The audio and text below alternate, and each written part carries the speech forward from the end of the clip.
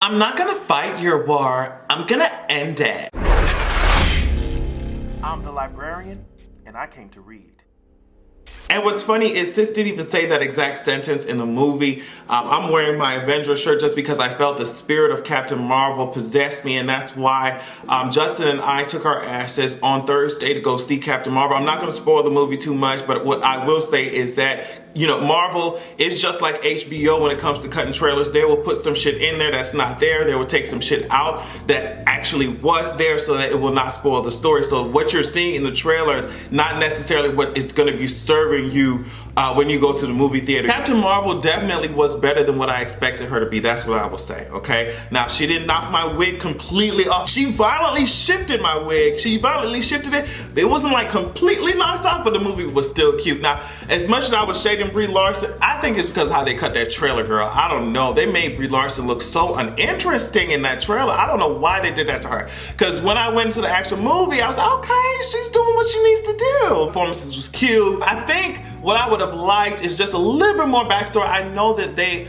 are very constrained and confined when it comes to like trying to get all this shit done within movie, you know, movie runtime type of tease. But I think a little bit more backstory and a more sickening use of her powers would have, you know, allowed my wig to completely fly off to the next universe. But yeah, it was still cute for what it is. Very family friendly, for those who are wondering, and that's just it. I'm sure we can talk about her on a later date when everybody has finally watched it. Those of you who actually want to go ahead and watch it. So I wanted to talk about Queen Megan Thee Stallion, okay?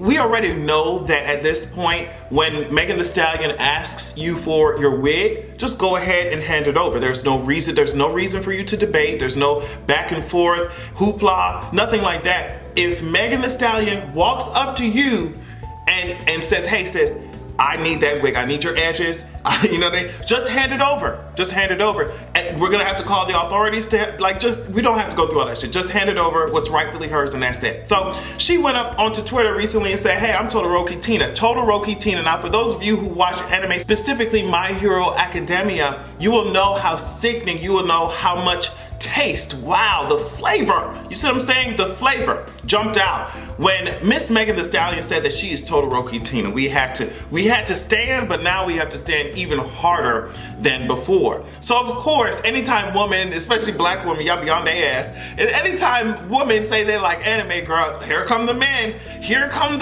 what somebody called them blend cells on Twitter, and I cannot get that term out of my head. I cannot get that terminology out of my head. Here come these frustrated ass men. Oh girl, what did this bad bitch know? What did this bad bitch know about anime? I'm just like, sis, weren't y'all the same ones talking about nobody loves me because I like anime and I'm so different. Nobody loved me in school.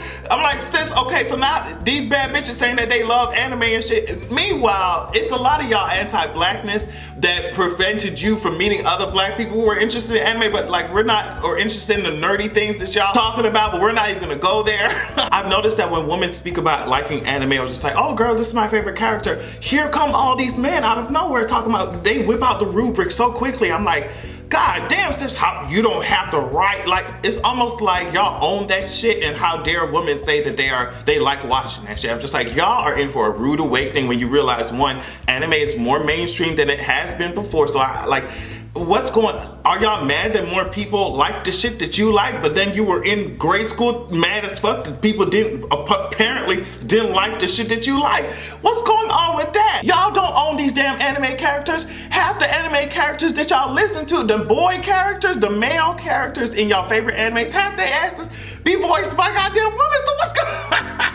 Y'all are mad as hell. That's why Megan Thee Stallion tweeted, like, men think that they own everything. So she was just like, girl, let me just start a whole Twitter thread of baddies who like anime, and that's it. So this kind of came out of nowhere. Alex Trebek just recently announced that he has been diagnosed with stage 4 pancreatic cancer. I'll play some of what he has to say here. The prognosis for this is not very encouraging, but I'm going to fight this, and I'm going to keep working. And with the love and support of my family and friends, and with the help of your prayers also, I plan to beat the low survival rate statistics for this disease. Yeah, he seems to have a very confident demeanor. He seems to have a very not distraught demeanor, even though the statistics around the prognosis doesn't look good. But he's just like, well, we're gonna fight it. It just feels so strange because it seems like he was a part of my family household. Like he was a part of my childhood. Like every time I walked into my grandma's room, it would be dun, dun, dun, dun, dun, dun, dun, dun. You see what I'm saying? Dun, dun, dun, dun, dun, dun, dun, dun, dun, dun.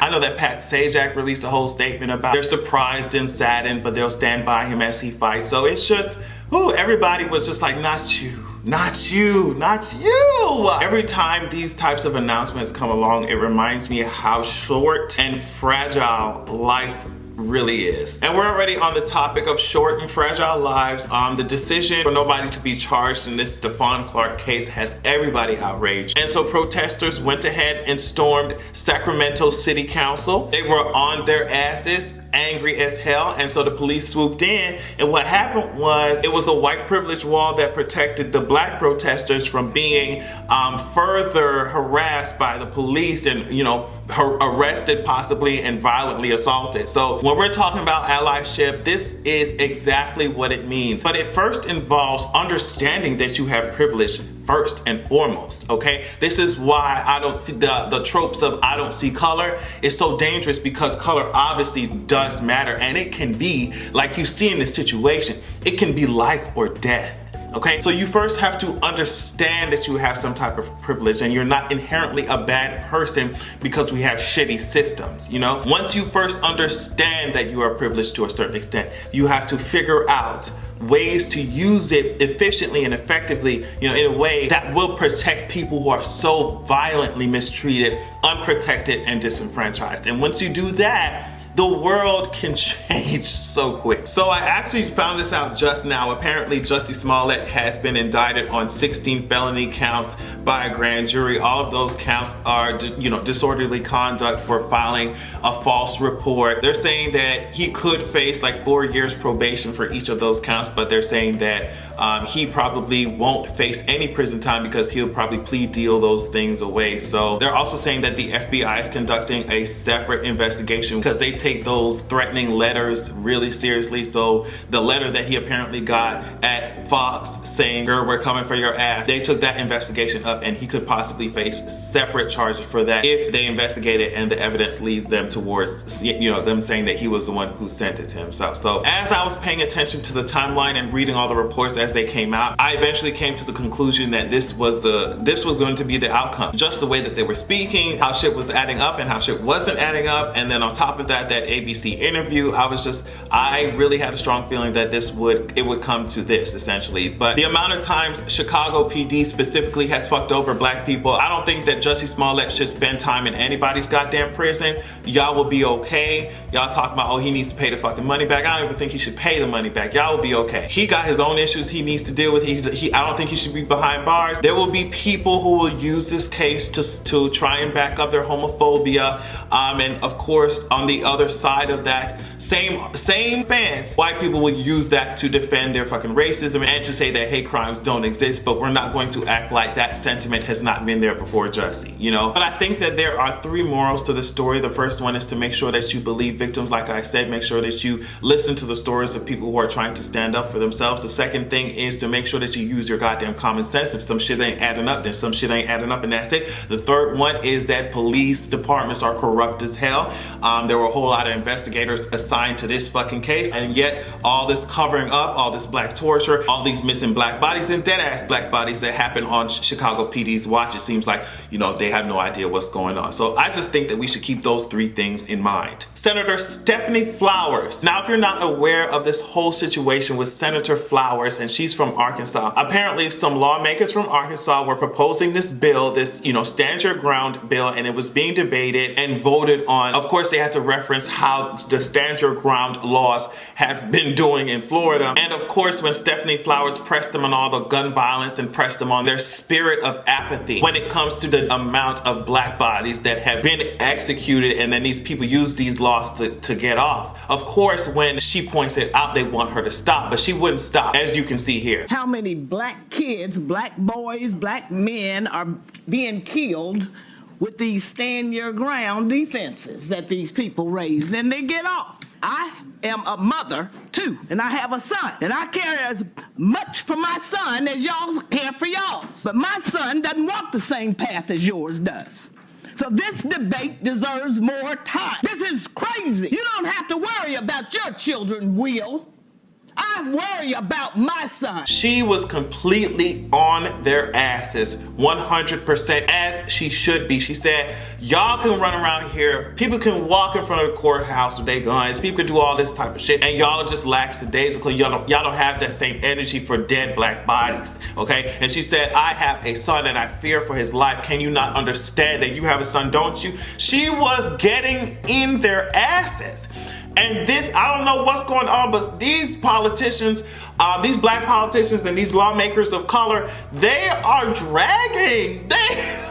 And that is why they fight so hard to keep our asses out of it. Because we will come in there and shake the table, okay? Kind of like Ilhan Omar got up there. Now Omar, at one of her events, she went up there saying, you know, if I can criticize the NRA, if I can criticize fossil fuel industries and big pharma, why is it that anytime I talk about the human rights issues going on in Palestine and how Israel contributes directly to that, why is it such a huge problem? And so those comments set off this whole debacle, especially within the Democratic Party itself. It shows the very clear divide. It shows how many people are kissing the ass of the system and how many people are actually progressive. They're calling her statements anti-Semitic just because she is criticizing some of the fucked up shit that Israel has been doing. But she has been criticizing Obama. She's been criticizing Trump. She and so many other politicians of color, usually, are just making sure that the people are not being oppressed, period. Wherever they are, the people are not being oppressed. But when you have a country like America who kisses the ass of any other country that loves to oppress other people, when you have someone in America speaking out against that, you have so many people lobbying for these oppressive ass policies that some of these foreign countries enact. That's when you have this whole blowback. And honestly, I don't know what they expected to happen when you have someone who has been so marginalized. People have been so marginalized get up into Congress. They're not going to sit there and let the same old bullshit system happen around them without at least saying something, And so people are uncomfortable with that, and they're trying to discredit her. They're trying to say that she's being anti-Semitic. The House Democrats passed this whole resolution of anti-hate, and it's just so funny to me how so many people in government are suddenly concerned about hate, and we got to make sure we're anti-hate. Only when Omar is speaking up about these types of human rights issues. And I think it's very disingenuous, especially when Nancy Pelosi got up there acting like she didn't know what she was talking about. I don't think our colleague is anti-Semitic. I think she has a different experience in the use of words, doesn't understand that some of them are fraught with meaning that she didn't realize. But nonetheless, that we had to address. Nancy was saying things like, I don't think that the Congresswoman perhaps appreciates the full weight of how it was heard by other people, although I don't believe it was intended in any anti-Semitic way. And she also said this resolution should be about opposing hate and should not mention Omar's name, and that's what we're working on. It's not about her, it's about these forms of hatred. So all of a sudden, hateful ass America cares about hate when a black Muslim congresswoman is talking about the oppression happening in other countries that America's oppressive ass likes to support. So we all know what the real motivation was behind this whole anti-hate resolution, even though this country thrives off of hatred. They're very fine people after all, aren't they? And then of course, Meghan McCain's empty-headed ass went onto The View to just weaponize her white woman tears as usual. That's how it goes. Them crocodile ass tears. I was just so hurt by what Omar said. Very dangerous. And I think we all collectively as Americans on both sides, and what Illhan Omar is saying is very scary to me, and it's very scary to a lot of people, and I don't think you have to be Jewish to recognize. Just like, I have Jewish people, they're not in my family, but I know certain people and they're like my family, and it's just the words are so hurtful, girl. I understand, just like your fucking racist ass, warmongering ass father, Meghan McCain, anybody trying to eliminate oppression would be hurtful to your dumb ass, Meghan McCain. But what I want you to do, sit your ass down and get sunned by Sunny, Sonny son the hell out of you thing, girl. We're talking about somebody's policies that's not automatically being anti-fucking Semitic, and that's just it, girl. When we had Barry, no, let me just finish.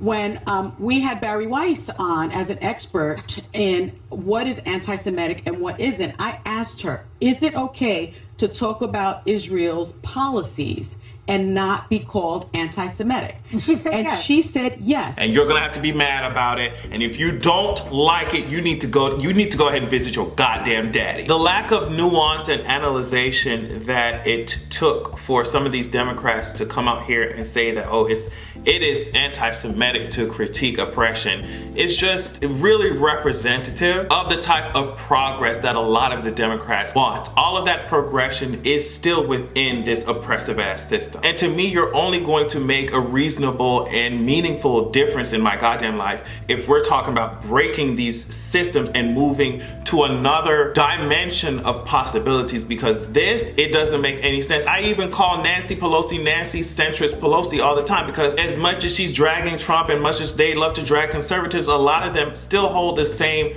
girl, let's continue to thrive in this fucked up ass system, even if it means marginalized people are not going to live their best lives. It doesn't matter to a lot of them, Republicans and Democrats alike. So if we're talking about progress, like real progress, y'all have to do some better thinking than this, girl. It's a mess. On that note, I'm going to sit my ass down and shut the hell up. I'm making a request. If you know any magic spells, please make sure that you direct them towards the administration so that we can, I don't know, poof, Fairly Odd Parents, Cinderella fairy godmother, we can make some type of magic dust that will cause the toupee, Trump's toupee, to not be so brittle, not be so dry. We put some moisture in there, because with global warming and with him and his administration ignoring it, it's going to start way too many goddamn fires. And as we all know, Smokey the Bear has been dying for all of us to have a good goddamn evening.